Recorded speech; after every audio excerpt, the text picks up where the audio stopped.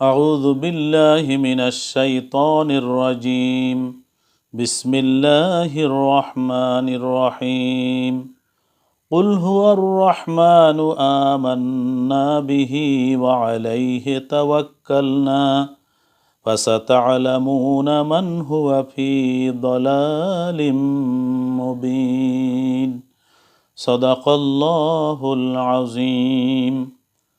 পবিত্র কোরআনুল কারীমের বিখ্যাত সূরা মুলকের ২৯ নম্বর আয়াত এটি। মহান আল্লাহ রাব্বুল আলামিন আয়াতে ঘোষণা করেন, হে নবী, আপনি বলুন, তিনি পরম করুণাময় আল্লাহ, আমরা তাতে বিশ্বাস রাখি এবং তার উপরই ভরসা করি।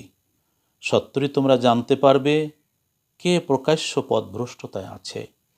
অর্থাৎ কাফেরদের প্রশ্নের বিপরীতে আল্লাহ পাক রব্বুল আলামিন নবীজিকে ঘোষণা করতে বলেন যে আপনি তাদেরকে বলুন, আমরা তো আল্লাহর উপর ঈমান এনেছি এবং তার উপরই ভরসা করি, আর তোমরা অনতিবিলম্বে জানতে পারবে যে কে স্পষ্ট গোমরাহিতে রয়েছে।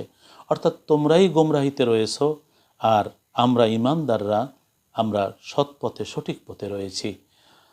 আল্লাহ পাক রব্বুল আলামিনের প্রতি ঈমান আনা, নবীজির উপরে ঈমান আনা, দ্বীন ইসলামকে কবুল করা এটি মহা সৌভাগ্যের ব্যাপার। আল্লাহ পাক রব্বুল আলামিন আমাদেরকে সেই সৌভাগ্য দান করেছেন।